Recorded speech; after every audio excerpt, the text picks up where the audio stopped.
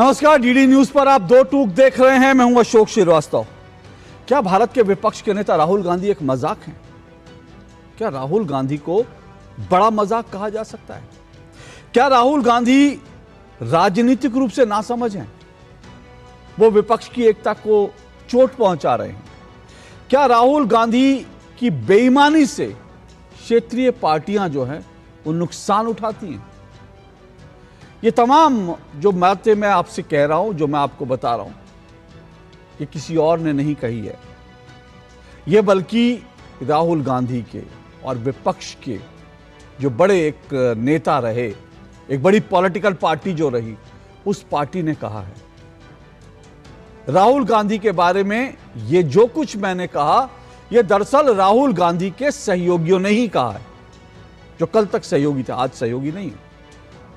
और ऐसे एक नहीं, दर्जनों बयान हैं। लेकिन आज मैं इन बयानों का जिक्र क्यों कर रहा हूं, इसको समझने की जरूरत है।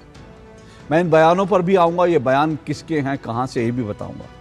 लेकिन उससे पहले ये देखिए कि देश की राजनीति में दरअसल हो क्या रहा है। आम आदमी पार्टी के सांसद जो हैं वो आम आदमी पार्टी से टूटकर जा चुके हैं। बड़ा चंक जो है सांसदों का वो टूटकर जा चुका है। ममता बनर्जी की डीएमके जो है वो बुरी तरह से टूटकर बिखर चुकी है। और अब जो है महाराष्ट्र में ये चर्चा चल रही है कि उद्धव ठाकरे के जो सांसद हैं 9, उनमें से 6 या 7, अभी 6 की चर्चा चल रही है, इसी हफ्ते वो भी शायद उद्धव ठाकरे की पार्टी से किनारा कर ले। ये चर्चाएं चल रही हैं। कुल मिलाकर देखें तो विपक्ष में एक भगदड़ मची है।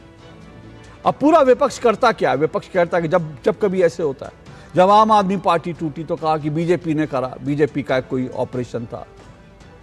अब टीएमसी खत्म हो रही है, टीएमसी टुकड़े टुकड़े हो रही है, तो फिर कह दिया कि भाई बीजेपी करवा रही है। अब अभी जो है महाराष्ट्र में कोई डेवलपमेंट नहीं है, सिर्फ अफवाहें हैं, उड़ती उड़ती खबरें हैं। लेकिन अभी से जो है बीजेपी को कहा जा रहा है कि बीजेपी ये सब करवा रही है। लेकिन बड़ा सवाल यह है कि क्या बीजेपी सब करवा रही है? और आपकी खुद की पॉलिटिकल पार्टियां, जिनको आपने, आपके बाप दादाओं ने, अब किसी के बाप दादा थे, किसी के जो है बाप दादाओं की पार्टी नहीं थी, किसी के बाप की पार्टी थी, किसी ने खुद अपने खून पसीने से पार्टी को सींचा, क्या वो इतनी कमजोर थी? क्या आपने जिनको नेता बनाया, जिनको सांसद बनाया, आपने ऐसे लोगों का चुनाव किया जो पलक झपकते ही जो है वो पाला बदल लेते हैं? तो सिर्फ बीजेपी को दोष देने से होगा? नहीं। आपको बार बार मैं कहता हूं कि विपक्ष को जो है एक अपने अंतर मन में झांकना होगा कि कहां चूक हो रही है। अब मेरे पास एक कागज है और मुझे लगता है वो कागज जो है वो विपक्ष के ही एक गुट की तरफ से आया है। मुझे लगता है पूरे विपक्ष को, जो इंडी गठबंधन है, इंडी अलायंस, इंडी गठबंधन जो है, पूरा इंडी गठबंधन को बीजेपी पर उंगली उठाने से पहले अपनी दुर्गति के लिए इस कागज को पढ़ लेना चाहिए। ये कागज क्या है? ये दरअसल डीएमके, जो कल तक कांग्रेस की एक मजबूत सहयोगी थी, वो डीएमके जिसके नेताओं राहुल गांधी को कहते थे हमारे भाई हैं, भाई भाई का रिश्ता था, इतने मजबूत फेविकोल का गठजोड़ जिसको बताया जाता था, आज वही डीएमके का जो मुखपत्र है, उस मुखपत्र मुरासोली जो है, उसकी मेरे हाथ में उसके संपादकीय का पन्ना है। अब जो मैंने आपको बताया ना कि राहुल गांधी बड़ा मजाक है, राहुल गांधी राजनीतिक रूप से नासमझ है, राहुल गांधी की बेईमानी से क्षेत्रीय पार्टियों को नुकसान होता है, ये सब डीएमके के मुखपत्र के संपादकीय का हिस्सा है। ये किसी जो है एनडीए के घटक ने नहीं कहा है, ये बल्कि कल तक जो इंडी गठबंधन के सहयोगी थे उनका मुखपत्र, उनका अखबार लिख रहा है। तो इस पर चर्चा जरूरी है, क्योंकि विपक्ष में जिस तरह की भगदड़ मची है, क्या उस भगदड़ के लिए सीधा राहुल गांधी या फिर इंडी गठबंधन का जो कमजोर नेतृत्व है, या कांग्रेस का जो कमजोर नेतृत्व है, कांग्रेस का जो दिग्भ्रमित नेतृत्व है, क्या वो जिम्मेदार है? यह सवाल मैं नहीं उठा रहा, यह सवाल डीएमके का मुखपत्र उठा रहा है। आज इसी पर चर्चा करेंगे। विपक्ष में बगावत की झड़ी, कौन है कमजोर कड़ी? क्योंकि विपक्ष को अब सोचना होगा कि आखिर कमजोर कड़ी कौन सी है, जिस कमजोर कड़ी के कारण विपक्ष की बात हर बार बनते बनते रह जाती है और विपक्ष को एक के बाद एक झटके सहने पड़ते हैं। चुनाव में हार सहनी पड़ती है, उसके बाद बिखराव सहना पड़ता है, पार्टियों में टूट फूट सहनी पड़ती है। आज दो टूक में इसी पर चर्चा करेंगे। इससे पहले आगे बढ़ें, जरा जो कुछ कहा सुना जा रहा है इस पूरे कंटेक्स्ट में उसको सुन लीजिए, समझ लीजिए, फिर मैं आता हूं।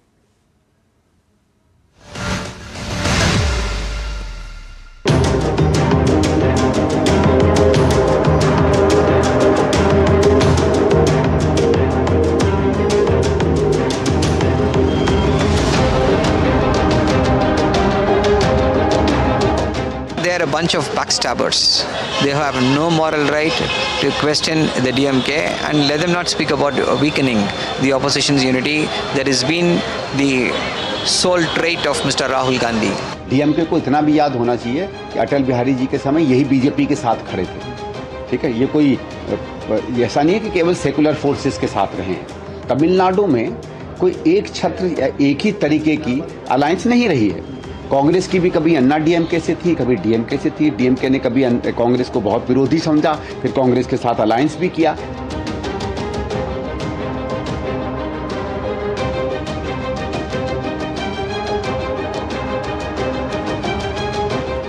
मुझे अफसोस है मेरे देश के नेता इतने दुर्बल, इतने कमजोर, इतने लालची हो गए हैं कि अपनी आइडियोलॉजी छोड़ करके लालच में, डर में पार्टी छोड़ रहे हैं। गांधी जी की अगर आत्मा नाम की कोई चीज होगी, डॉक्टर भीमराव अंबेडकर की अगर आत्मा नाम की कोई चीज होगी, तो आज खून के आंसू रोती होगी कि मैंने जिस देश का संविधान बनाया, मैंने जिस देश के लिए अपनी जान दिया, उस देश में आज खरीद फरोख्त पे और डरा करके लोगों को की पार्टियां चेंज की जा रही हैं। देखिए, मुझे मांगना और देना ये दोनों समझ में नहीं आता। कोई मांगेगा क्यों और कोई देगा क्यों? तो होता है तो टेबल पर बैठ करके तय किया जाता है कि हमको क्या करना है। इन शब्दों के ऊपर मुझे एतराज है। आज के माहौल के अंदर, आज के परिप्रेक्ष्य में अगर आप देखें तो जिस तरीके से लड़ाई राहुल जी लड़ने का काम कर रहे हैं, मैं बार बार कह रहा हूं कि बंगाल के बाद अब सोचने का समय नहीं है, अब एकजुटता के साथ लड़ाई लड़ने का समय है।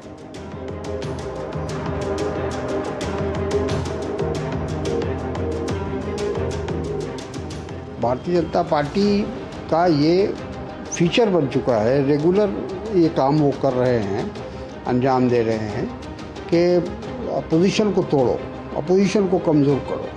जो पश्चिम बंगाल में जो तमाशा हो रहा है वो भी सारा हिंदुस्तान और सारी दुनिया देख रही है, सारा जग देख रहा है। ये धोखेबाज है। ये कांग्रेस के बारे में समाजवादी पार्टी ने भी कहा है, डीएमके ने भी कहा है, और हर क्षेत्रीय दल में यही भावना है कि कांग्रेस हमारा इस्तेमाल करके हमको छोड़ देती है। डीएमके के साथ जो किया उन्होंने, तमिलनाडु के रिजल्ट्स आए तो टीवीके के साथ चले गए।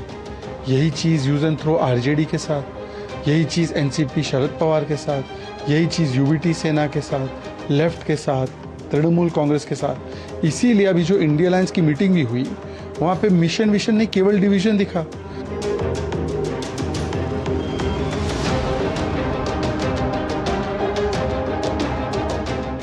विपक्ष को जनतंत्र में विपक्ष की बहुत आवश्यकता है और एक पार्टी विपक्ष का रोल अदा नहीं कर पा रही है। कांग्रेस पार्टी बड़ी पार्टी फिर भी नहीं कर पा रही है और इसीलिए 2024 के लोकसभा चुनाव से पहले इंडिया गठबंधन बना। अब इंडिया गठबंधन को संवारना चाहिए था, संभालना चाहिए था, लेकिन उसमें कहीं कमी रह गई और डीएमके टूट के अलग हो गया। माठा के नेतृत्व के जो दोनों प्रमुख ठाकरे हैं, बाप और बेटे, ये दोनों लोग अपने घर से बाहर निकलते ही नहीं, महाराष्ट्र के दौरे पे जाते नहीं। इसलिए इनके पूरी पार्टी का जो कुनबा है, इनकी पूरी पार्टी में जो करियरिस्ट पॉलिटिशियन है, ऐसे एमपीज और एमएलए जिनका अपना एक भविष्य संवारना है, उन सब का इस पार्टी से रिश्ता टूट रहा है। तो आपने तमाम बयान सुने और इसी को लेकर आज चर्चा करेंगे। जिस तरह की भगदड़ मची है विपक्ष में, क्या उस भगदड़ के लिए क्या कांग्रेस जिम्मेदार है? क्या विपक्ष की जो स्थिति हो रही है, क्या उसके लिए कांग्रेस जिम्मेदार है? सीधा सीधा ये इंडी गठबंधन अलायंस का बड़ा पार्टनर रह चुका डीएमके ये कह रहा है, डीएमके का मुखपत्र कह रहा है। इस पर चर्चा करेंगे। 5 मेहमान मेरे साथ आज जुड़ चुके हैं, परिचय करवा देता हूं। शिवम त्यागी मेरे साथ जुड़े हैं, बीजेपी के प्रवक्ता हैं शिवम त्यागी जी। तहसीन पूनावाला मेरे साथ जुड़े हुए हैं, राजनीतिक विश्लेषक है तहसीन पूनावाला जी, सरकार के विरोध में, और राहुल गांधी कांग्रेस प्रियंका गांधी जी के लिए बैटिंग करते हैं। मेरे साथ जो है किशोर तिवारी जी जुड़े हैं, शिवसेना उबाटा के वरिष्ठ नेता हैं, प्रवक्ता हैं। पवन शर्मा मेरे साथ जुड़े हैं, आम आदमी पार्टी के प्रवक्ता हैं। और स्टूडियो में मेरे साथ अनुराग वर्मा जुड़े हैं, वरिष्ठ पत्रकार हैं। आप पांचों मेहमानों का शुक्रिया। शुरुआत कर रहा हूं तहसीन पूनावाला जी, शिवम त्यागी जी, आप दोनों को 1.5 मिनट के साथ आज की डिबेट को शुरू कर रहा हूं। तहसीन पूनावाला जी, देखिए विपक्ष में जो भगदड़ मची है उसके लिए अगर कोई जिम्मेदार है इस संपादकीय के हिसाब से, तो वो सीधे राहुल गांधी हैं। ये संपादकीय कहता है कि राहुल गांधी ने विपक्षी एकता को कमजोर किया है। ये वही डीएमके है जो अब तक राहुल गांधी और इंडी गठबंधन का एक बड़ा पार्टनर था, राहुल गांधी को भाई कहते थे। तो इतने समय तक इंडी गठबंधन का जो हिस्सा रहे, अगर वो बात कुछ कह रहे हैं तो उनकी बात में कुछ वजन तो होगा। थैंक यू अशोक जी, आपके साथ शो में शिरकत करने का मुझे मौका मिला, इसलिए मैं आपका शुक्रगुजार हूँ। ये इसलिए कहा जा रहा है क्योंकि कई ऐसे दल है जो अब चुनाव हार रहे हैं भाजपा के सामने। क्या आदरणीय राहुल गांधी जी, विपक्ष के नेता, ने कहा था ममता बनर्जी को कि गोवा में आके चुनाव लड़े, वहां पे नोटा के जितने वोट्स लेकर भाजपा और उनके बीच में, कांग्रेस के बीच में जो डिफरेंस था वो टीएमसी का था। क्या आदरणीय राहुल गांधी जी ने नहीं कहा था कि वेस्ट बंगाल में, पश्चिम बंगाल में अलायंस होना चाहिए? तो क्या कहा था अभिषेक बैनर्जी ने? मैं कोट करता हूं उनको, कहते कि राहुल गांधी को चुनाव लड़ना नहीं आता, केवल हम भाजपा को हरा सकते। अब उनकी पार्टी टूटी। क्या आदरणीय राहुल गांधी जी ने कहा था कि आरजी कार में आप लोगों को छोड़ दो, या अभिषेक बैनर्जी को कहा था ये कहने को कि जब केंद्र बल चले जाएगी हम सबको देखेंगे? आते शिवसेना पे रोज जो बयान संजय राउत जी देते, अगर ये सांसद वहां जाते तो क्या राहुल गांधी जी ने उनको सिखाते इस तरह के बयान दो? आधे जो जा रहे, क्योंकि यहाँ पे आपके शो पे किशोर जी, उनको पूछना, वो संजय राउत जी से परेशान है, और क्या राहुल गांधी जी ने बताया था इनको? तो दोष देना राहुल गांधी जी को बहुत आसान है। बीएमसी में क्यों आपने नहीं किया उनके कांग्रेस के साथ गठबंधन? बीएमसी में तो आपने राज ठाकरे जी के साथ गठबंधन किया। तो कांग्रेस की अपनी दुकान बंद कर दे, वो क्या एक एनजीओ है? वो एक राजनीतिक दल है, उसको आगे बढ़ना है। इनफैक्ट एक मिनट रोक रहा हूँ, कि 1 मिनट आपको रोक रहा हूँ तहसीन पूनावाला जी, रोक रहा हूँ आपको, क्योंकि प्रधानमंत्री नरेंद्र मोदी जो हैं वो एवियन में है G7 की मीटिंग से इतर संयुक्त अरब अमीरात के राष्ट्रपति शेख मोहम्मद बिन जायद अल नाहयान के साथ प्रधानमंत्री नरेंद्र मोदी की मुलाकात हुई है। ये दृश्य सीधे फ्रांस के एवियन शहर से हैं, जहां पर G7 की मीटिंग हो रही है और यूएई के राष्ट्रपति शेख मोहम्मद बिन जायद अल नाहयान के साथ प्रधानमंत्री नरेंद्र मोदी की मुलाकात के।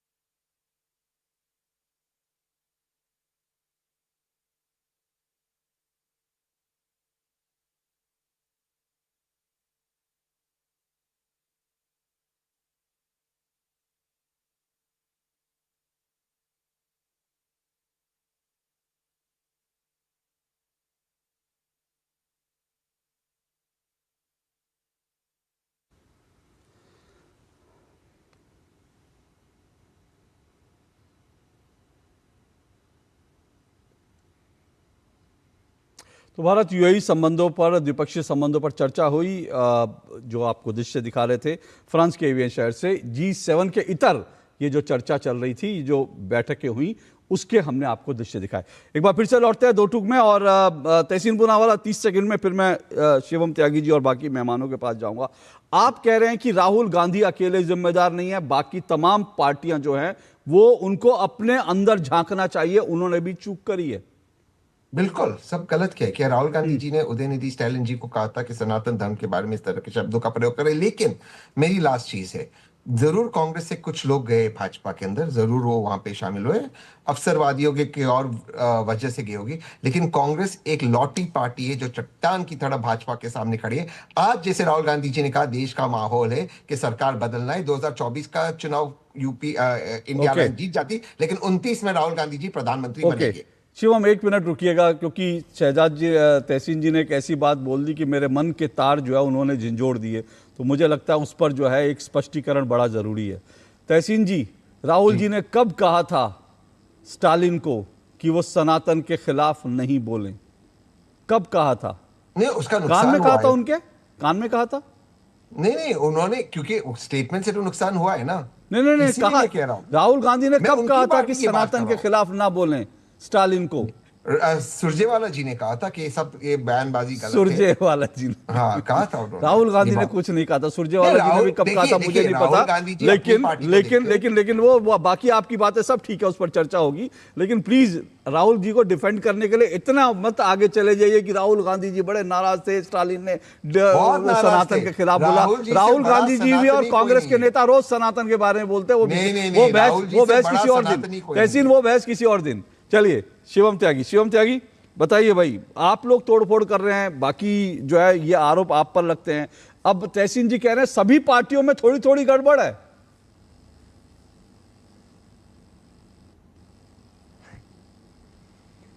अशोक जी, मुझे लगता है कि मैं, आप, तहसीन भाई, हम तो सब थोड़े से नए हैं, लेकिन ससम्मान कहना चाहता हूं कि किशोर तिवारी जी थोड़े से पुराने हैं। तो उनके जमाने में एक फिल्म आई थी प्यार की जीत, उसमें गाना था मोहम्मद रफी का कि एक दिल के टुकड़े हजार हुए, कोई यहां गिरा कोई वहां गिरा। तो ये इंडिया अलायंस वालों का हाल तो यही हो गया है कि एक अलायंस के टुकड़े हजार हुए, कोई यहां गिरा कोई वहां गिरा, कोई न जाने कहां कहां गिरा और कहां चला गया भगवान ही जाने।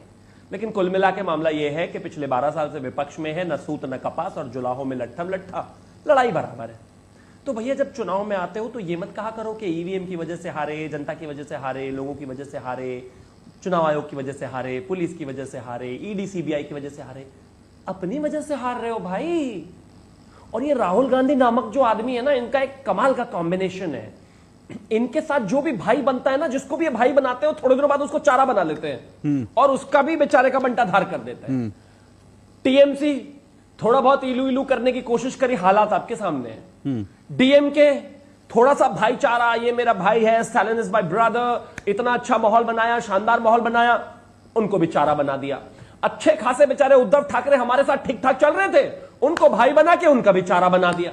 समाजवादी पार्टी का जैसा भी था ले देकर ठीक ठाक ही माहौल था उत्तर प्रदेश में, उनको भाई बना के अखिलेश यादव को उनका भी चारा बना दिया।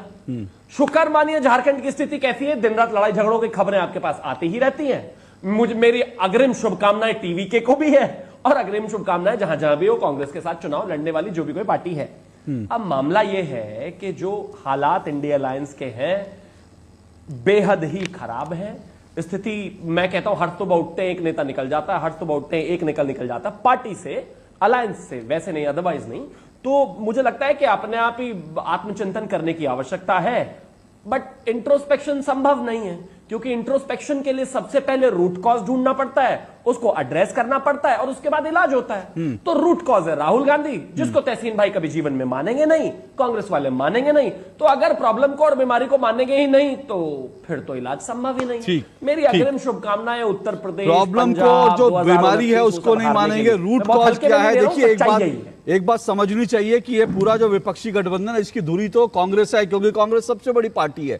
तो कांग्रेस को कम से कम ये स्वीकार करना पड़ेगा कि वहां हमने गलतियां की। और फिर से कह रहा हूं, ये गलतियां जो है इस वक्त अगर डीएमके इतना लंबा चौड़ा संपादकीय डीएमके के मुखपत्र में छपा है तो वो गलत नहीं है। तहसीन जल्दी से एक काउंटर क्वेश्चन, फिर मैं जो है किशोर जी के पास जाऊंगा। देखिए इस संपादकीय में लिखा है कि विधानसभा चुनाव के दौरान घटक दलों को सत्ता में आने से रोकने के लिए कांग्रेस हर तरह के अनैतिक हथकंडे अपनाती है और फिर लोकसभा चुनाव में उन्हीं से सपोर्ट मांगती है।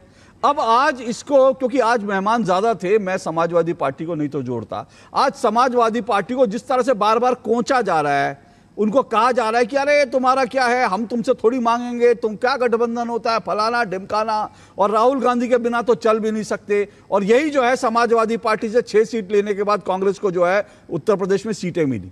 तो आज जो है जिस तरह से कोंचा जा रहा है समाजवादी पार्टी को, तो ये डीएमके का मुखपत्र तो सही कह रहा है कि हर तरह के अनैतिक हथकंडे अपनाए जाते हैं इंडी गठबंधन की पार्टियों को रोकने के लिए। मैं क्षमा चाहता हूँ अशोक जी, कांग्रेस पार्टी को उत्तर प्रदेश में जो सीटें मिली वो उसके बल पर मिली, और इसलिए मिली क्योंकि उत्तर प्रदेश में कांग्रेस और सपा का गठबंधन था। कांग्रेस को जो सीटें, शिवसेना को जो सीटें महाराष्ट्र में मिली, मैं उद्धव ठाकरे जी के कहता हूँ, उनके जो सांसद चुनकर आए वो कांग्रेस के वोट पर चुनकर आए, कांग्रेस के उनके वोट। जी मैं बहुत ज्यादा क्लियर हूं, ये मैं आज आपके शो पे नहीं कह रहा हूं, आप मेरी जितने भी पहले के बाइट से, शिवसेना केवल और केवल कांग्रेस के वोट पर जीते। इसके अलावा ये हम जानते थे कि डीएमसी का परफॉर्मेंस खराब था। कांग्रेस लगातार, कांग्रेस के बड़े नेता कह रहे थे टीवी केस जाता था गठबंधन, कांग्रेस के मंत्री और हो जाते और विधायक होते, फिर भी कांग्रेस ने गठबंधन का धर्म नहीं तोड़ा। लेकिन इन सभी दलों के बीच में अपनी खुद की कमजोरी है। अगर शिवसेना में संजय राउत कमजोरी है तो वहां पर टीएमसी में, डायमंड जुबली में अभिषेक बैनर्जी कमजोरी है। वो अपनी कमजोरी खुद देखे, वो कांग्रेस पे ना देखे। मैं फिर से कह रहा हूं, उदयनिधि स्टैलिन ये एक कमजोर कड़ी है डीएमके के, इसके बिना डीएमके एक्सेप्टेबल था। अब मैं कह रहा हूं ये बात सच्चाई है, वो नहीं मानना चाहते तो ना माने। किशोर तिवारी जी भाई, आप लोग तो कांग्रेस के बल पर जीते हैं। मैं एक सवाल पूछूं, एक लाइन अगर आप इजाजत। किशोर जी का मैं बहुत सम्मान करता हूं, शिवम भी करते हैं। किशोर भाई, परसों आदित्य जी का बर्थडे था, कितने आपके सांसद ने उसको जन्मदिन दिया? मैं मुंबई में था, मैं अभी भी मुंबई में हूं, कितने उसके होर्डिंग लगे बताइए मुझे, आप लोगों ने, सच बताइए। एक्सेप्टेबल है और किसकी वजह से नहीं है वो भी बताइए। आपका इंटरनेशनल स्पोक्स पर्सन कौन है बताइए वो। हाँ देखिए भैया, आवाज दीजिए किशोर तिवारी जी की। किशोर तिवारी जी अनम्यूट कर लीजिए अपने आप को। किशोर तिवारी जी अनम्यूट कर लीजिए, वरना कांग्रेस आपको भी म्यूट कर देगी पूरी तरह से। देखिए मैं आ गया हूँ। बोलिए। तो देखिए शिवसेना बड़े लेट आए। हाँ, अरे देखो, हाँ, सुबह सुबह अगर संजय राउत बोलेंगे नहीं, तो संजय राउत ने आज मस्त बोला, तुम क्या ऑपरेशन टाइगर करोगे, हम ऑपरेशन उल्फ कर चुके हैं। अरे बाप रे।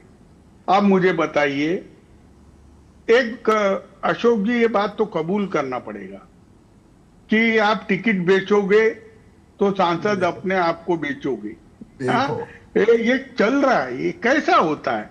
और देखिए यहाँ पे 2 ही आदमी है, अनिल देसाई और अरविंद सावंत, यही ओरिजिनल है, बाकी के सब तो बाहर के पार्टियों से आए हैं।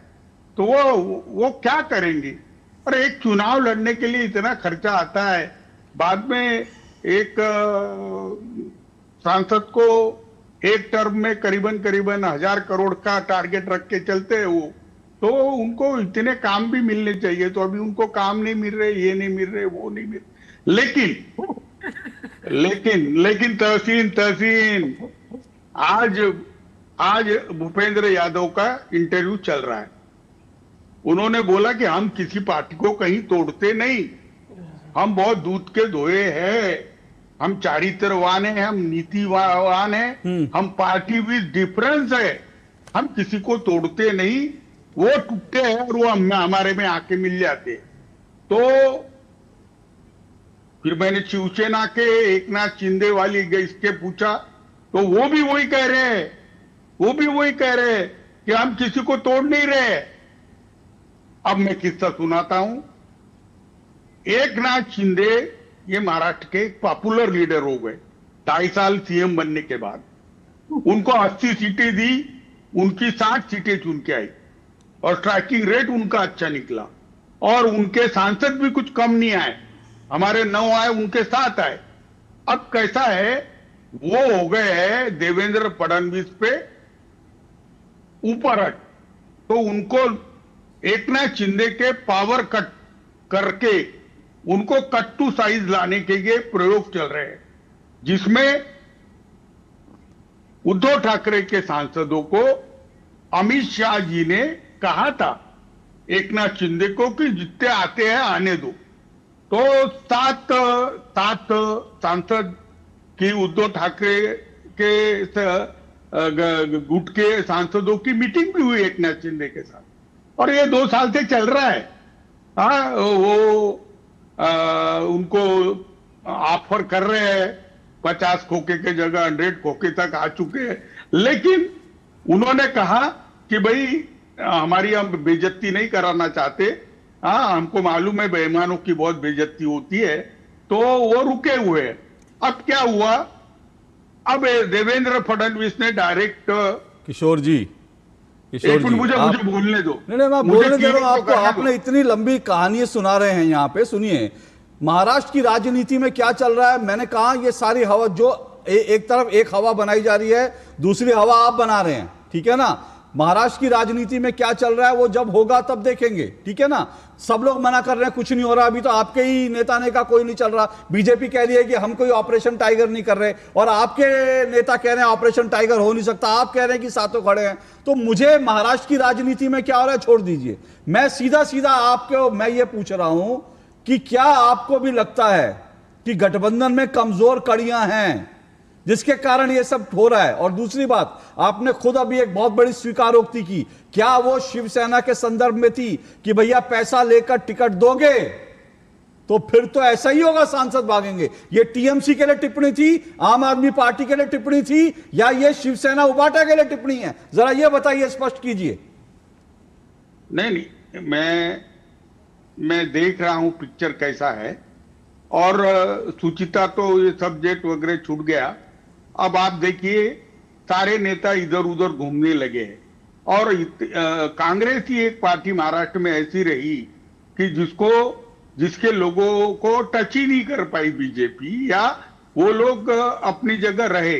कुछ लोग जिन पे ईडी सीबीआई का शिकंजा था वो चले गए। लेकिन एक बात मैं बताता हूं कि विपक्ष की एकता का जो इंडेक्स है, वो इंडेक्स उसका पेंडुलम कांग्रेस ही है, और कांग्रेस यही राष्ट्रीय पार्टी है। आज राहुल गांधी के ऊपर डीएमके ने लिखा है, पर राहुल गांधी ने, एक मिनट सुनो तो सही, बोलिए। राहुल गांधी, डीएमके ने लिखा है, तो डीएमके का आक्रोश मैं समझ सकता हूं, लेकिन उन्होंने एक बड़ी पार्टी को अपने साथ जोड़ लिया है। अभी एक अच्छी बात की है कि वहां की जनता ने अपना ओपिनियन चेंज किया था ना।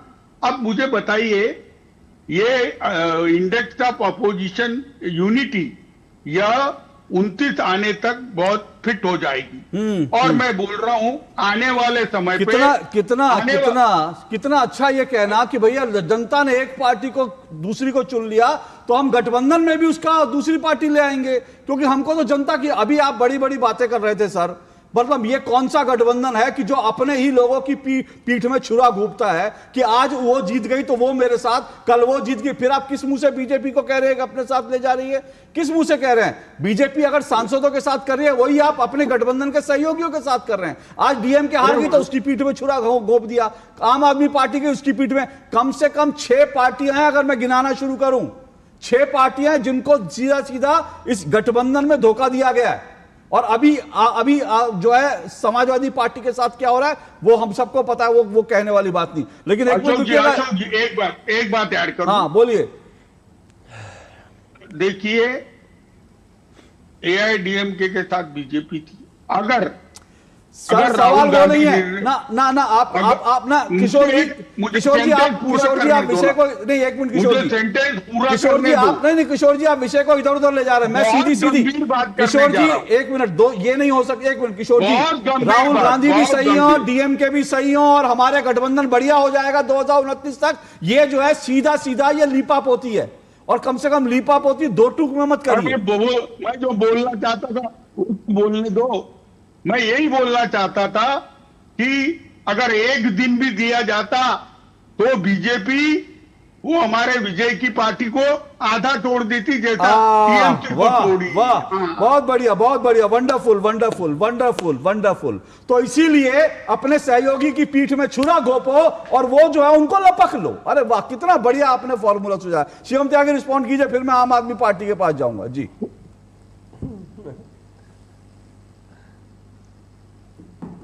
देखिए किशोर जी, इस उम्र में धोखेबाजी को, गद्दारी को कितना कवर करेंगे भाई?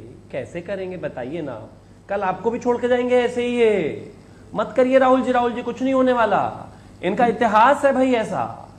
आप मुझे एक चीज बताइए, क्या आम आदमी पार्टी के साथ क्या हुआ? ये देश नहीं देख रहा है क्या? क्या करके आए ये तमिलनाडु में? ये देश नहीं देख रहा है क्या? और लोग धीरे धीरे समझ भी रहे हैं। आप कहते रहिए वो सेंट्रल लीडरशिप है, वो ये लीडरशिप है, वो लीडरशिप है। और कौन कहता है महाराष्ट्र में भाजपा के पास जो है कांग्रेस के नेता नहीं आए? पूरे देश में कहां से नहीं आए? सभी आए हैं भाई, बहुत लोग आए हैं इधर। लेकिन इंपॉर्टेंट बात यह है कि क्या अपने सहयोगियों के साथ आपका व्यवहार ऐसा है जो कामयाब है कि नहीं? अखिलेश यादव का स्टेटमेंट है ऑन रिकॉर्ड के कांग्रेस बहुत तेज पार्टी है, इसको वोट मत दे देना। डीएमके का मुखपत्र ऑलरेडी लिख ही रहा है। उन्होंने तो बाकायदा अपनी सिटिंग अरेंजमेंट चेंज करने के लिए कह दिया लोकसभा में। इसके अलावा अगर खासतौर पर मैं बात करूं तो जेएमएम के साथ किस तरीके के स्ट्रगल चलते रहते हैं लगातार, और मंत्रालय को लेकर हर रोज के हिसाब से खबरें हैं। इसको छोड़ दीजिए, अरविंद केजरीवाल तो हर सुबह शाम गाली देने तक गए हैं। सबके साथ तो स्थिति यही है। टीएमसी ने ऑलरेडी कहा था चुनाव से पहले, वो क्या इनकी हैसियत तो एक सीट जीतने की नहीं है, कैसे कर सकते हैं? वो अलग बात है कि अब स्थिति खराब हो गई तो दूसरे तरीके से मजबूरियां चल गई हैं। लेकिन एक बात तो सच्चाई है, आप ये मानेंगे जी। एक सच्चाई मेरी से सुन लो। तुम कितना भी खिलाफ कैंपेन करो, 2029 के इलेक्शन में देश राहुल गांधी को ही प्राइम मिनिस्टर बोल के चुनेगा। तब तक तुम्हारे लिए मैं स्पेस रखूंगा, वहां स्पेस रखूंगा, फिक्र मत करो। मैं अभी बता रहा हूं, ये मेरा कॉन्फिडेंस नहीं है। आपने 12 वर्ष में जो नकारा है देश के कामों को, वो उसकी तुमको चोट बैठने वाली है। ओके शिवम, तुम्हारे लिए मैं सुनिए रिस्पॉन्स सुनिए, फिर मुझे पवन जी के पास मेरा आपसे एक निवेदन है मेरा। किशोर जी मैं आपको हाथ जोड़कर विनती करता हूं, मेरा आपसे जीवन में बस एक ही आखिरी रिक्वेस्ट है। मेरा जीवन अभी अभी शुरू हुआ है, राजनीतिक तौर पर इसे खत्म मत कराइए। कांग्रेस में मुझे स्पेस नहीं चाहिए भैया, हाथ जोड़कर निवेदन है। जितनों का स्पेस है उनका सबका बंटादार हो गया।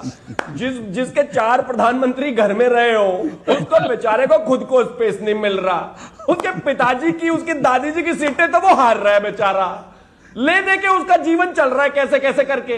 कुछ दिन देखते रहिए, थोड़े दिन ऐसा ना हो हिंदुस्तान में ही स्पेस ना बचे। तो भैया मुझे स्पेस का भरोसा मत दो कांग्रेस में। मैं जहां हूं बहुत शानदार हूं, बहुत ही खुश हूं। और मैं तो एक और चीज कहता हूं आपको, कहां आप राष्ट्रवादी थे, क्या क्या कहते थे इन कांग्रेसियों को। आज ऐसा लग रहा है जैसे कि आप जो है शिवसेना कम और कांग्रेस के ज्यादा। मत रहिए। कुछ लोग ऐसे होते हैं कि उनकी छत्र छाया में जो भी पहुंच जाता है वो खत्म हो जाता है। ओके, आप भी दूरी बनाइए, समय रहते सुधर जाएंगे तो बेहतर रहेगा हम सबके लिए। देखिए है क्या, एक मिनट आ रहा हूं मैं। देखिए है क्या, ये जो उद्धव जी के साथ क्या हुआ महाराष्ट्र के विधानसभा चुनाव में, ये कितनी जल्दी भूल गए। और आपकी इच्छा है भूल जाइए, ठीक है। डीएमके ने ठीक यही कहा है अपने संपादकीय में उसके। वो कहते हैं राहुल गांधी ने इंडिया ब्लॉक में शामिल पार्टियों के हितों के खिलाफ काम किया है। और आप याद कर लीजिए किशोर तिवारी जी, आप भी बहुत मचा रहे थे विधानसभा चुनाव में, बड़े बड़े दावे किए थे जैसे आप लोकसभा चुनाव के लिए कर रहे हैं। और तब आप लोग इस बात के लिए परेशान थे कि कांग्रेस जो है उद्धव ठाकरे को मुख्यमंत्री घोषित नहीं कर रही है। और आपने कई बार कहा था अगर उद्धव ठाकरे को मुख्यमंत्री घोषित कर देती तो फिर लड़ाई जो है और बड़ी हो जाती आप लोगों को। और लेकिन कांग्रेस ने नहीं घोषित किया। और कांग्रेस ने बाकी डीएमके के साथ भी यही किया। आम आदमी पार्टी खुद ये कहती है कि भैया हमने तो सपोर्ट किया, कांग्रेस की सीटों पर जाकर प्रचार किया, पर कांग्रेस का एक नेता हमारे लिए प्रचार करने नहीं आया। तो किस किस की जो है कमियों को आप पर्दा ढकेंगे तिवारी जी? एक छोटा सा ब्रेक ले रहा हूं, फिर पवन जी और तहसीन जी आपके पास आऊंगा छोटे से ब्रेक के बाद।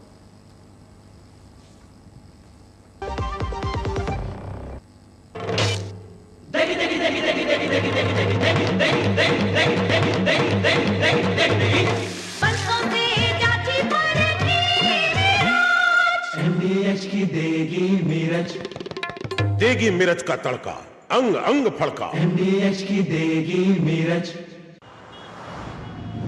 भाई मेड इन इंडिया, भाई इसकी तो चिप भी इंडिया में बन रही है। कमाल है ना। कुछ साल पहले तक स्वदेशी पर शायद ही ऐसी चर्चा होती थी, और आज स्वदेशी का मतलब होता है टेक्नोलॉजी, शौर्य, इनोवेशन, एम्पावरमेंट। पर अभी भारत की ताकत और बढ़ानी है। 12 साल विश्वास के, विकास के, जन कल्याण के। सर आप बहुत लकी हैं कि आपके बेटे ने हेल्थ इंश्योरेंस और बाकी सारी फॉर्मेलिटीज टाइम से पूरी कर दी है। मेरा बेटा? तो फिर आप? पॉलिसी बाजार। क्लेम के टाइम पे हमेशा आपकी हेल्प को तैयार। पॉलिसी बाजार, 1 करोड़ का हेल्थ इंश्योरेंस सिर्फ 550 रुपए महीने से शुरू। प्लेटफॉर्म नंबर 2 से चलने वाली सुपरफास्ट एक्सप्रेस के यात्रियों आई एम हियर। तुम्हें नहीं, इसे मोबाइल चार्ज करना, दिमाग चार्ज कर रखना। ऐसे पब्लिक पोर्ट से फोन चार्ज किया तो पर्सनल डेटा होगा पब्लिक। देखा? पापा रुको मैं पे करता हूँ। No signal. अब क्या करोगे? फ्री वाईफाई है ना। बुद्धू सुधर जा। पेमेंट्स के लिए नो ओपन वाईफाई, यानी फ्रॉड को करो बाय बाय। आरबीआई कहता है करो से ही शुरुआत, बनो फाइनेंशियली स्मार्ट। पता है लोग अक्सर मुझसे पूछते हैं कॉल सेंटर का स्टेडी जॉब क्यों छोड़ा? I wanted more out of life. बस मैंने अपना स्टार्टअप शुरू किया। जानना चाहोगे कैसे? Then start up your own business as an LIC agent. यहाँ सब कुछ है, great products, zero investment, leading organisation and unlimited opportunities. तो क्या आप तैयार हैं? LIC एजेंट बनो, अब बड़ा सोचो। हमारी वेबसाइट पर जाएं या अपनी नजदीकी LIC शाखा से संपर्क करें। गोल्डी छोले मसाले, जहाँ जाएं रिश्ते बनाएं। गोल्डी लाए हैं फ्रेश लॉक टेक्नोलॉजी, जो रखे मसालों को हर समय फ्रेश। मैं तो रेडी हूँ यार, बड़े मजे आने वाले हैं। चल पड़े ट्रैकिंग पे। अरे आंटी, हम कोई ट्रैकिंग पे नहीं, दर्शन करने जा रहे हैं। ये है नया भारत, जागा हुआ भारत, विरासतों से और जुड़ा हुआ भारत, गुलामी की मानसिकता से मुक्त भारत। जहाँ जहाँ जाते हैं सुविधाएं वहाँ पहले ही पहुँच गई होती हैं। 12 साल आस्था के, 12 साल विश्वास के, विकास के, जन कल्याण के। चलिए 2 टूक आप देख रहे हैं। 2 टूक में हम चर्चा कर रहे हैं कि जिस तरह से जो कमजोर कड़ी है विपक्षी गठबंधन में वो कौन है, क्योंकि वहां पर भगदड़ जो मची है उसमें कमजोर कड़ी कौन है उसको लेकर डीएमके ने, जो अब तक गठबंधन का एक महत्वपूर्ण पार्टनर थी, डीएमके ने बाकायदा अपने मुखपत्र में संपादकीय लिखकर जो है इस बात को रहा है। मैं पवन शर्मा जी आपके पास आ रहा हूं, लेकिन एक बात मैं देखिए मैं बताना चाहता हूं। अभी तिवारी जी जो हैं डिफेंड कर रहे हैं, लेकिन तिवारी जी ऐसा लगता है कि गठबंधन में धीरे धीरे, देर से सबको समझ में आता है, पर समझ में आता है क्या हो रहा है। मेरे पास प्रियंका कक्कड़ जो आम आदमी पार्टी की प्रवक्ता हैं, उनका एक पुराना बयान है 2024 का, नवंबर 2024 का बयान है, और ये जो है डीएमके का संपादकीय है। दोनों बयानों में कुछ अंतर नहीं है। प्रियंका कक्कड़ को जो बात 2024 में समझ में आ गई थी, आम आदमी पार्टी को जो बात 2024 में समझ में आ गई थी, डीएमके को वो बात 2026 में समझ आई। शायद आपको भी जो है 2029 तक समझ में आ जाए, क्योंकि प्रियंका कक्कड़ ने क्या कहा? प्रियंका कक्कड़ ने कहा कि Congress always pull down it allies, अपने सहयोगियों को कांग्रेस खींचती है। यह उन्होंने कहा कि दिल्ली असेंबली इलेक्शन में उनका एकमात्र पर्पस था कांग्रेस का कि आम आदमी पार्टी को हराना, और डीएमके कह रही है कि राहुल गांधी इंडिया ब्लॉक में शामिल पार्टियों के हितों के खिलाफ काम करते हैं, विधानसभा चुनावों में घटक दलों को सत्ता में आने से रोकने के लिए हर तरह के अनैतिक हथकंडे अपनाते हैं, फिर बाद में लोकसभा चुनाव में इन्हीं दलों से समर्थन मांगते हैं। अब ये प्रियंका कक्कड़ और डीएमके के जो बयान है, दोनों बिल्कुल सही एक ही लाइन पर है। पवन शर्मा जी क्या कहेंगे आप? देखिए अशोक जी, आपका धन्यवाद सबसे पहले कि आपने फाइनली मुझे बोलने का मौका दिया। और देखिए जिस तरह से आज माहौल पूरे देश के अंदर है, कांग्रेस और बीजेपी एक साथ मिलकर खेलते हैं। जिस तरह से बीजेपी चाहती है कि अपने सारे एलाइज को खत्म करना, उस तरह से कांग्रेस भी यही अपनाती है। कांग्रेस बीजेपी मिलकर खेलते हैं कि जहां रीजन में जो पार्टी मजबूत है उसको खत्म कैसे किया जाए। लेकिन आज देखिए पूरे देश के अंदर हो क्या रहा है, आज ईडी पार्टी की एकमात्र उम्मीद बच गई है ईडी। अगर इनके पास ईडी ना हो तो ये किसी जिला पंचायत का चुनाव तक जीत नहीं सकते। आज ईडी का माहौल आप देखिए, छगन भुजबल एक बहुत बड़े नेता है महाराष्ट्र के अंदर, छगन भुजबल पे केस चल रही थी ईडी के। जब भारतीय जनता पार्टी की तरफ आ गए, ईडी कहती है ऑफिशियली कि उनकी फाइल खो गई। इनका मॉडल ये है कि जो पार्टी इनकी ज्वाइन कर लेगा सारे केस रफा दफा हो जाते हैं या फिर जेल के अंदर जाता है। हमारे 2 नेता है पंजाब के अंदर अशोक जी, अशोक मित्तल है, संजीव अरोड़ा है। अशोक मित्तल ने बीजेपी ज्वाइन कर ली, उनके पास ईडी की रेड हुई थी, उन्होंने बीजेपी ज्वाइन कर ली, ईडी वापस चली गई, कुछ नहीं हुआ। संजीव अरोड़ा है, उनके पास भी ईडी की रेड हुई, संजीव अरोड़ा ने बीजेपी ज्वाइन करने से मना कर दिया, आज वो जेल के अंदर हैं। भाजपा का एकमात्र उद्देश्य है कि जो भारतीय जनता पार्टी ज्वाइन कर लेगा ईडी की रेड के बाद, वो उसके सारे केस खत्म हो जाते हैं, जो ज्वाइन नहीं करेगा वो जेल में होता है। भाई अरविंद केजरीवाल की गलती क्या थी? कोई गलती नहीं थी, सिर्फ एक गलती थी कि भारतीय जनता पार्टी के सामने वो झुके नहीं थे। तो आज संदीप पाठक के ऊपर भी कोई ईडी का दबाव था? संदीप पाठक के ऊपर भी नहीं। देखिए आप ये बताइए, छगन भुजबल, हेमंत बिस्वा शर्मा। अरे मैं संदीप पाठक पूछ रहा हूं सर, छगन भुजबल की, अरे वो आप ले चुके नाम, मैंने संदीप पाठक पूछा, आप कौन है मुझे बताने की जरूरत नहीं, संदीप पाठक की क्या हैसियत थी आम आदमी पार्टी की, मुझे बताने की जरूरत नहीं। क्या संदीप पाठक भी ईडी के डर से भागे? सीधा सवाल है। वो तो देखिए अशोक जी, वो आपके सामने खुल के बता पाएंगे, लेकिन अरे आप बता, अरे आपने सबका बता दिया, संदीप पाठक की जानकारी नहीं है आपको क्या? तो इनसे पूछेगा अगर ईडी पार्टी के लोगों से कि 250 के आसपास उन्होंने सांसद और विधायक। अरे बाबा फिर से मैं पूछ रहा हूँ संदीप, अच्छा मुझे एक बात का जवाब दीजिए, आपको ये कब एहसास हुआ कि बीजेपी और कांग्रेस जो है मिलकर खेलते हैं? आपको कब एहसास हुआ? विधानसभा चुनाव से पहले एहसास नहीं हुआ, विधानसभा चुनाव के बाद हुआ? देखिए अशोक जी, ये तो आपके सामने है, जिस तरह से कांग्रेस ने अपने अलायंस को धोखा दिया, जिस तरह से बीजेपी भी ऐसे धोखा देती है। नहीं, आपको एहसास कब हुआ? मैंने पूछा, अभी आपने कहा कांग्रेस और बीजेपी मिलकर करते हैं सारे, ठीक है ना? और अभी मेरे ही शो में कुछ दिन पहले जो है ये आम आदमी पार्टी के प्रवक्ता ने कहा कांग्रेस जो है बीजेपी की बी टीम है। तो मैं आपसे पूछ रहा हूं, आप लोगों को एहसास कब हुआ? ये मैं उसी पे आ रहा हूं।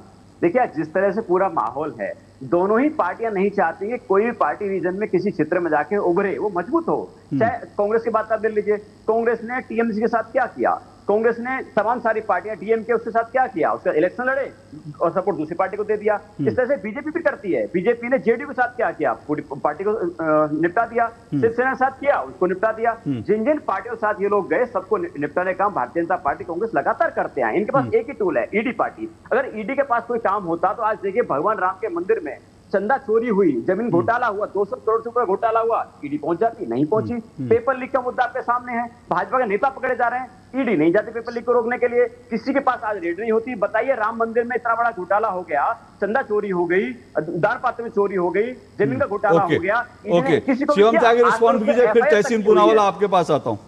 अनुराग आ रहा हूँ, एक मिनट। शिवम त्यागी रिस्पॉन्ड करेंगे, फिर तहसीन, और फिर मैं अनुराग आपके पास आऊंगा। पहला, इनकी पार्टी के जो 7 सांसद भारतीय जनता पार्टी में आए, संभवतः उन पूरे सभी 7 सांसदों में से सबसे महत्वपूर्ण संगठन के तौर पर अगर देखा जाए तो वो संदीप पाठक का था। मैं भारतीय जनता पार्टी से संगठनात्मक स्तर पर उनका कंपैरिजन अगर ड्रॉ करूं तो वो संगठन महामंत्री थे, राष्ट्रीय संगठन महामंत्री। भारतीय जनता पार्टी में ये पद अगर आज की मैं बात करूं तो आदरणीय बीएल संतोष जी के पास है।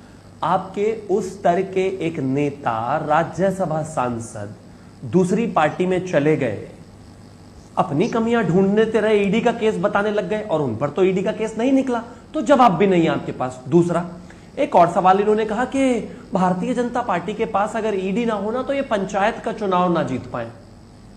आप और आपके नेता पैदा होकर 2, 4, 5 साल ही हुए होंगे उनको इस दुनिया में आए हुए जब भारतीय जनता पार्टी चुनाव जीत चुकी थी। हमारे सुन लीजिए पवन जी बीच में नहीं, पवन जी बीच में नहीं, पवन जी बीच में नहीं, पवन जी बीच में नहीं, पवन जी बीच में नहीं, पवन जी बीच में नहीं, बंद कर दिया आवाज, ऐसे बीच में नहीं, बीच में नहीं, उनको रिस्पॉन्ड करने दीजिए, फिर मैं आपसे जवाब दूंगा। नाराजगी नहीं, थैंक यू। तो जब आप आपके नेता, आपके संयोजक पैदा नहीं हुए थे तब हम लड़ रहे थे इसी कांग्रेस से। जब इन्होंने इस पूरे देश को जेल बना दिया था, लोगों के हालात खराब कर दिए थे, नेताजी सुभाष चंद्र बोस जैसे नेताओं का क्रेडिट खाकर आजादी में ये लड़ने की अकेले खानदान की बात कर रहे थे, उस देश में उस जमाने में हम लड़ रहे थे, हम बात कर रहे थे इनसे, हम आंख से आंख मिलाकर सरकारें चला रहे थे। और रही बात सरकार बनाने की कि हम जिला पंचायत में जीत सकते थे, तो 17-18 बार से ज्यादा सरकार बना चुके थे, और उससे पहले 2 बार केंद्र में सरकार बना चुके थे जब आप पैदा हुए। ईडी नहीं थी हमारे पास तब, 2014 में जब पूर्ण रूप से मैंडेट आया, ईडी नहीं थी हमारे पास, जिसका सपना ही देखते हो आज आप। और अब एक और चीज पर आता हूं, कितनी बार देश का बेवकूफ बनाने की कोशिश करोगे भाई? पहली बार कहा कि बच्चों की कसम खाते हैं, कांग्रेस वालों से कभी गठबंधन नहीं करेंगे, कर लिया। फिर उसके बाद लगा कि नहीं बन रही बात, हो सकता है नुकसान हो जाए, तोड़ दिया। फिर पता चला कि हालात खराब हो रही है, जेल जाने वाली स्थिति है, जेल में पड़े हुए हो, जेल की रोटियां खा रहे हो, कुछ कर नहीं पा रहे हो, फिर गठबंधन कर लिया और अब फिर गाली देनी शुरू कर दी। अरे इतना तो इस देश में गिरगिट रंग नहीं बदलता दुनिया में जितना आपने बदल लिया और भाषण दे रहे हो यहां पर। क्लैरिटी है, चुनाव जीतो, लड़ो और आकर बताओ इस देश को कांग्रेस से लड़ाई कितना हो। जब जरा सा प्रेशर आता है तभी गोद में जाकर बैठ जाते हो, जब लगता है नुकसान हो रहा है तभी उठकर बाहर आकर गाली देना शुरू कर देते हो। कोई भी कर सकता है ये काम। ओके, देखिए ऐसा है, कुल मिलाकर देखें तो ये पूरा विपक्षी गठबंधन में पार्टियां आती हैं जाती हैं और किसी भी गठबंधन में ऐसा होता है, उसमें कोई बात, लेकिन कोई पार्टी बाहर निकलकर ये कहे कि भैया ये लोग जो हैं पीठ में छुरा मारते हैं, ऐसा करते हैं वैसा करते हैं, अपने आप में गंभीर बात है। इसलिए मैं इस मुद्दे पर आ जा रहा हूं कि भाई आपको आप अपने अंदर तो झांकना पड़ेगा ना। आप बार बार कहते रहे हाँ हमारे भाग रहे हैं, लेकिन सबको एहसास हो रहा है ना कि इंडी गठबंधन की स्थिति क्या है। तहसीन आ रहा हूं एक छोटे से ब्रेक के बाद और चाहूंगा कि पवन जी का भी आप जवाब दे, जो पवन जी ने कहा कि बीजेपी और कांग्रेस तो एक ही जैसी है। एक ब्रेक के बाद।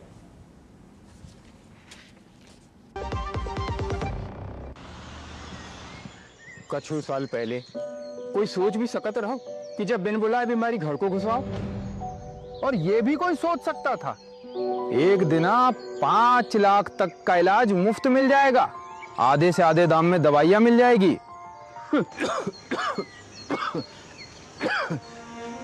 पहले के मुकाबले बहुत ही आगे बढ़ गए रे। 12 साल विश्वास के, विकास के, जन कल्याण के। मेरी पसंद, मेरी पसंद, मेरी पसंद, मेरी पसंद, हमारी पसंद, हम सबकी पसंद। मजबूत देश का मजबूत सरिया हो गया स्टील।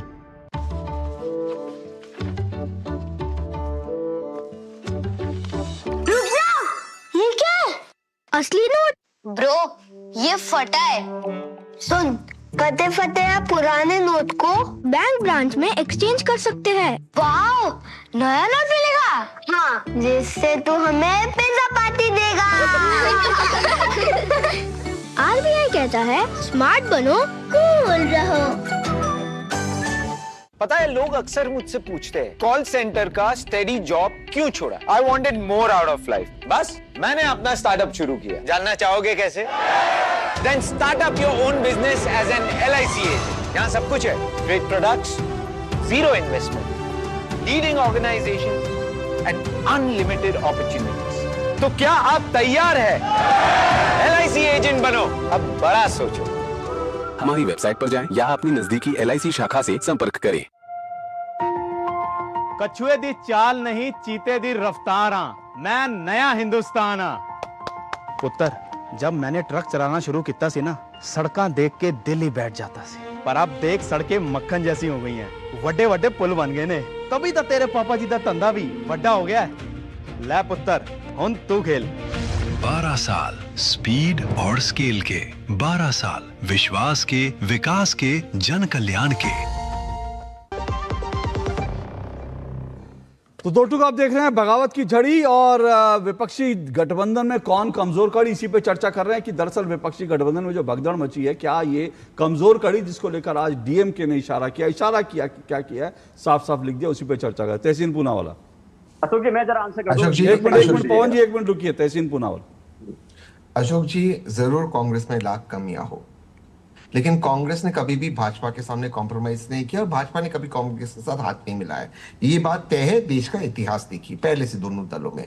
अभी आम आदमी पार्टी यहाँ पर आपके शो पे लेक्चर दे रही है। कांग्रेस ने उनको कहा कि पहले कहेगी जी कसम खाते हम तो सरकारी बंगला नहीं लेके फिर शीश महल बनाते, उसमें सोने का कमोड डालते, उसे सोने के कमोड पे बनकर जो लोगों को कहा था कि पवन जी सुनिए प्लीज, ऐसे नहीं। पवन जी सुनिए, पवन जी बीच में नहीं, पवन जी बीच में नहीं प्लीज। आप मुझे फैक्ट सिखा दीजिए। पवन जी बीच में नहीं प्लीज। भाई बीच में नहीं प्लीज। पवन जी, तहसीन जी बोलिए। जो लोग कहते थे कि हम देंगे दिल्ली के लोगों को पाठशाला, वहां पे अपने लोगों को दिया मधुशाला। ये कांग्रेस ने आपको सिखाया था। कांग्रेस ने आपको कहा था कि गुजरात में और गोवा में आके कांग्रेस का खेल खराब करे, ये कांग्रेस ने आपको कहा था। कांग्रेस ने आपको कहा था कि इस तरह की गलत काम करे। उसके बावजूद जो कुछ भी हुआ, जब माननीय अरविंद केजरीवाल जेल में थे, मैं आपके शो पे आता था, सब जगह पे हम अरविंद केजरीवाल जी को डिफेंड करते थे। हम कहते थे जेल में जाना गलत है, उनको जेल में नहीं डालना चाहिए, कोई उनके ऊपर एविडेंस नहीं।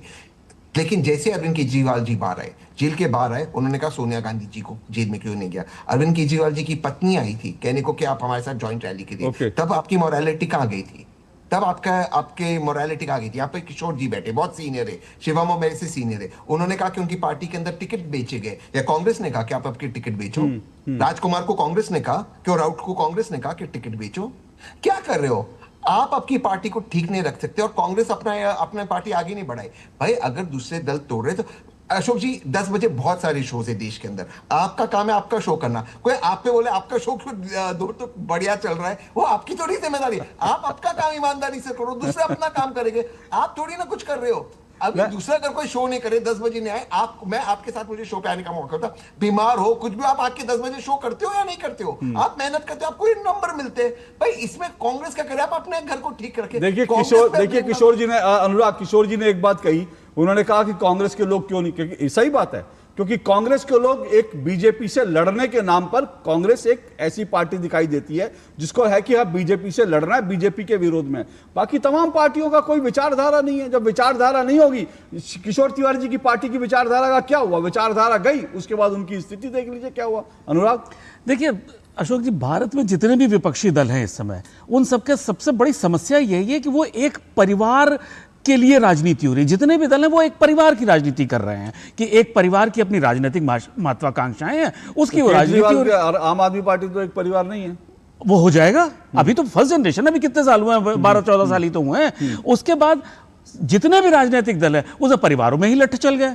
फिर उसमें जब सेकंड जनरेशन आई, उसमें जो है उनको पार्टी ने में ही लोगों ने नेता मानने से इनकार कर दिया, चाहे वो अभिषेक बनर्जी हो, चाहे वो आपके लालू जी की पार्टी में हो, चाहे वो आपके उद्धव भाई ठाकरे की पार्टी में। क्या आदित्य ठाकरे को नेता मानेंगे वहां के सीनियर लोग? नहीं मानेंगे। यही एक समस्या है जिसकी वजह से विपक्ष जो है वो बीजेपी को टक्कर नहीं दे पा रहा है। अशोक जी, यहां पे एक बहुत बड़ी इंपॉर्टेंट चीज है कि विपक्ष में आज भी हम माने, गंभीरता से लें ना लें, माने ना माने, लेकिन कांग्रेस की सबसे बड़ी जिम्मेदारी है विपक्ष की एक को लेके आगे बढ़ने की। लेकिन वहां पर क्या प्रॉब्लम है?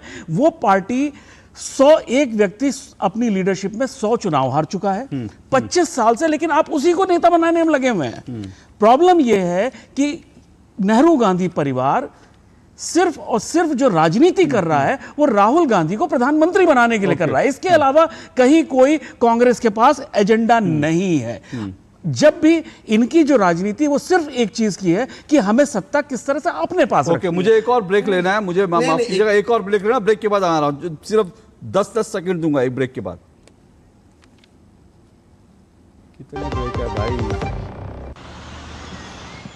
कुछ साल पहले कोई सोच भी सकता रहा कि जब बिन बुलाए बीमारी घर को घुसाओ, और ये भी कोई सोच सकता था एक दिन 5 लाख तक का इलाज मुफ्त मिल जाएगा, आधे से आधे दाम में दवाइयां मिल जाएगी।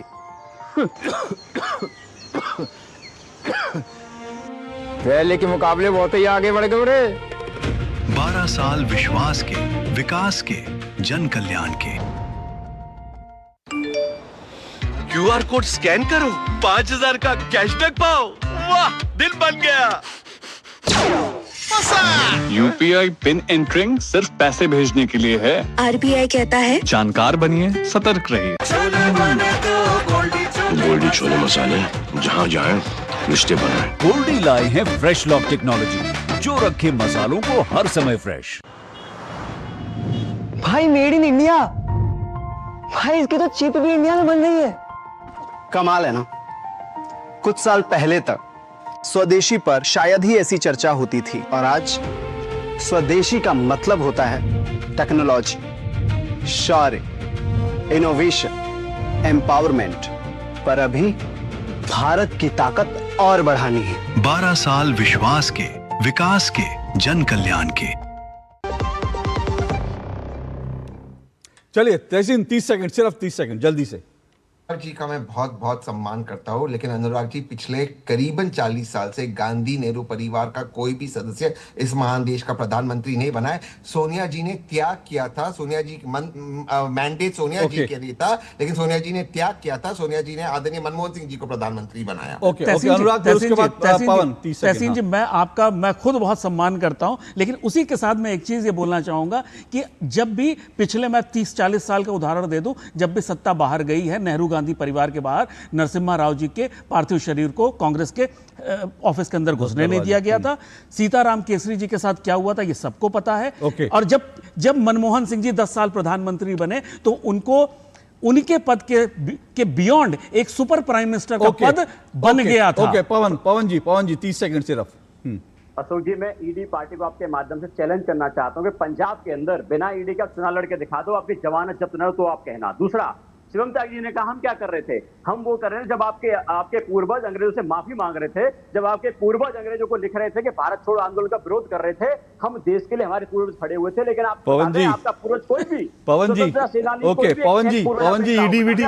जी पंजाब में ईडी तो बाद में आएगी, पहले अपने मुख्यमंत्री जी को बचा लीजिए। जो अकाल तख्त ने जो आदेश दिया उसके बाद आपके मुख्यमंत्री की क्या हालत पंजाब में होने वाली है, पहले वो देख लीजिए। ईडी तो बाद में आएगा, ईडी तो बाद में आएगा। पहले अपने मुख्यमंत्री की वो वीडियो जो है ना वो हटवा लीजिए और उस वीडियो को फर्जी साबित करवा दीजिए, क्योंकि अकाल तख्त ने कहा आपके मुख्यमंत्री की वीडियो असली है, हमने जांच करवाई है। पहले अकाल तख्त से बात करिए, फिर ईडी की बात करना। किशोर जी 30 सेकंड, किशोर जी 30 सेकंड जल्दी से।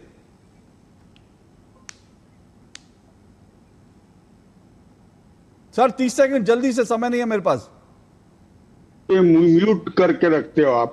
अभी मैं बता रहा हूं अशोक जी की वो राजनेता नहीं रहे, गुलजारी लाल नंदा रहे, अटल जी रहे, कि ये लोग विपक्ष में रहे, काम किया।